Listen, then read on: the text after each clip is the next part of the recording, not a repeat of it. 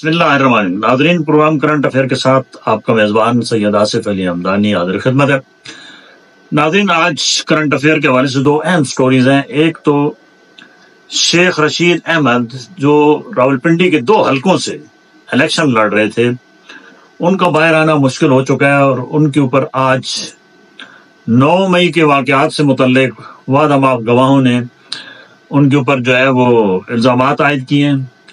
صداقت عباسی، واسق قیوم جو سابقہ ڈپٹی اسپیکر پنجاب اسمبلی ہیں، اور 4 بندوں اوروں نے جو وعدہ معاف گواہ بنے ہیں، انہوں نے عمران خان اور شیخ رشید کو بڑی مصیبت میں ڈال دیا ہے، اور یہ بیان ریکارڈ کروایا ہے کہ شیخ رشید کی لال حویلی میں 9 مئی کی جو واقعات ہیں اس سے متعلق پلاننگ ہوئی، اور یہاں سے بھی جو ہے وہ یہ تمام معاملات یہ بھی ہیڈ آفس رہا، اور شیخ رشید کو جو ہے وہ مرکزی ملزمان میں شامل کر لیا گیا ہے۔ اور اب آج جو سماعت ہے وہ 6 فروری تک وہ جو ہے وہ ملتوی کر دی گئی ہے، جس سے یہ ظاہر ہو رہا ہے کہ شیخ رشید جو ہے وہ رہیں گے اڈیالہ جیل میں، الیکشن میں وہ عوام میں نہیں ہوں گے، اور نہ ہی وہ اپنا کوئی ووٹ کاسٹ کر سکیں گے۔ عمران خان کے اوپر ایک سے ایک کیس ایسے آ رہا ہے جس سے ان کی مصیبتوں کا سلسلہ جو ہے وہ مزید آگے زیادہ ہو رہا ہے۔ اور آج عدت نکاح بشرا بی بی سے جو انہوں نے کیا تھا، اس کے اوپر بھی آج ایک تفصیلی فیصلہ آ گیا۔ 50 صفحات پہ مشتمل یہ فیصلہ ہے، اور یہ سول جج جسے مجسٹریٹ بھی کہتے ہیں، وہ قدرت اللہ نے اس کی ڈیٹیل سے آج فیصلہ جاری کیا ہے، جس میں بشرا بی بی اور عمران خان کو مرکزی ملزم ٹھہرایا گیا، 7 سال ان کو قید اور 5-5 لاکھ روپے جرمانہ کیا گیا۔ پاکستان کی تاریخ کا یہ پہلا ایسا واقعہ ہے کہ کسی بڑے لیڈر کو اس کے نکاح کی جو ہے وہ سزا سنائی گئی ہو۔ اب اس تفصیلی فیصلے میں بہت ساری چیزیں جہاں ٹیکنیکل ہیں، وہاں پہ یہ بھی کہا گیا ہے کہ خاور مانیکا نے جو الزامات لگائے تھے وہ سچ ہیں، کہ 2018 میں جب یہ 2018 سے پہلے جب یہ دھرنا ہو رہا تھا 2017 میں، اس وقت عمران خان کے دھرنے میں بشرا بی بی آئی، وہاں سے ان کے تعلقات شروع ہوئے، اور یہ کہانی ساری خاور مانیکا نے اپنی بیگم، جس کے وہ کل تک گیت گاتا تھا کہ اس جیسی کوئی عظیم عورت نہیں ہے، یہ بڑی روحانی شخصیت ہے، اور یہ جناب بڑی باپردہ خاتون ہے، اس کے اوپر سنگین قسم کے اپنی بیوی پہ الزامات لگائے ہیں کہ اس کا چال چلن ٹھیک نہیں تھا، اور اس نے عمران خان کے ساتھ اکیلے میں یہ ملتی تھی، یعنی گھنونے قسم کے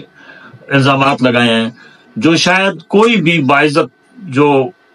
انسان ہوتا ہے وہ بھی اتنے گھٹیا الزام کم از کم اپنی فیملی جس میں سے اس کے بچے بھی ہوں، اپنی بیوی پہ اتنے گھٹیا کوئی الزامات نہیں لگاتا۔ خاور مانیکا کو جس چینل سے لانچ کیا گیا ہے ان کے خلاف، اور جس چینل سے ٹیون کیا جا رہا ہے، وہ اپنی بولی نہیں بول رہا ہے، وہ کسی اور کی بولی بول رہا ہے، لہٰذا اس نے بشرا بی بی کو بھی بڑی مصیبت میں، اور خان صاحب تو پہلے مصیبت میں، ان کے اوپر ایک اور مصیبت جو ہے وہ آ پڑی ہے، اور اس کیس میں بھی وہ سزا یافتہ ہو چکے ہیں۔ یہاں آرٹیکل شرعی جو ہمارے قوانین ہے، اس کا آرٹیکل 486 اس کا حوالہ دیا گیا ہے کہ یہ عدت کا جو میعاد ہے وہ 90 دن ہے، یعنی 3 ماہ ہے، اور اس کے لیے 3 ماہ ہونا لازمی ہے۔ اگر اس سے پہلے 3 ماہ سے پہلے اگر کوئی خاتون نکاح کرتی ہے تو وہ نکاح تصور نہیں کیا جائے گا، اور وہ نکاح کالعدم کرا دیا جائے گا، اور اس کو زنا میں اور یہ گناہ میں شامل کیا جائے گا۔ تو یہ اس آرٹیکل یہ لگایا گیا ہے 486، اس کے تحت یہ سزا دی گئی ہے۔ اب جو اور اس میں مزید بہت ساری چیزیں ہیں، ظاہری بات ہے 50 صفحات ہیں، تو اس میں بہت سارے عمران خان کے کریکٹر کے اوپر اور بشرا بی بی کے کریکٹر کے اوپر ایک لمبی ڈیٹیلز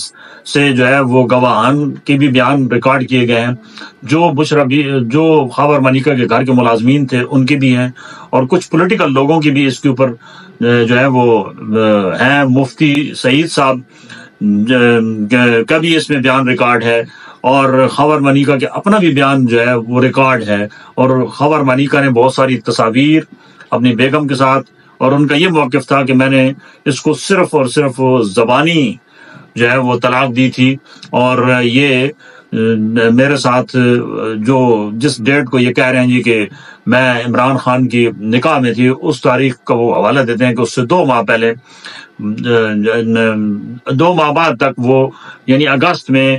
وہ میرے ساتھ پکنک منا رہی تھیں، اور پکنک کی تصاویر وہاں تاریخوں کے پیش کی گئیں، اور یہ وہاں ہر طریقے سے ثابت کیا کہ تفصیل میں بڑی اس فیصلے کو بہت ساری اس میں چیزیں ہیں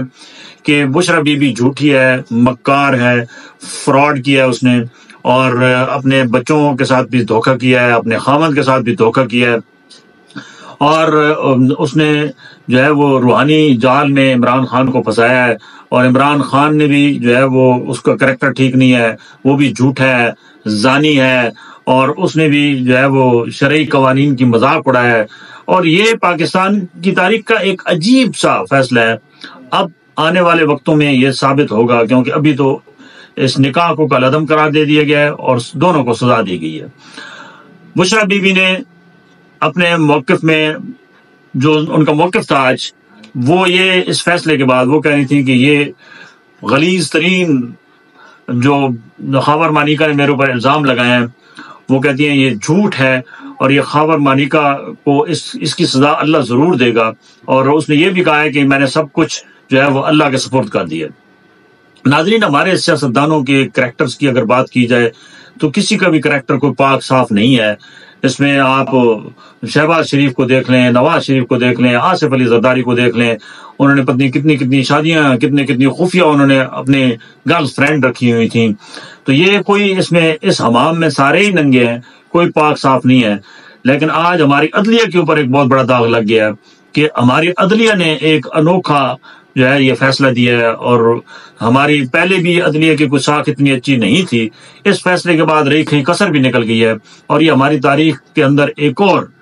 بدنما داغ بن گیا ہے۔ کیونکہ یہ دیکھ لینا کہ جب بھی حالات تھوڑے سے تبدیل ہوئے اور عمران خان باہر آ گیا، تو یہ سارے کیسز جتنے ابھی بنائے جا رہے ہیں، یہ گھٹیا ترین طریقے سے ان کے ٹرائل بھی ہو رہے ہیں، اور گھٹیا ترین طریقے سے ان کے نتائج بھی دیے جا رہے ہیں، یہ سارے الٹ ہو جائیں گے۔ میں نے ماضی میں کہا تھا کہ نواز شریف کے اوپر جتنے الزامات لگائے گئے ہیں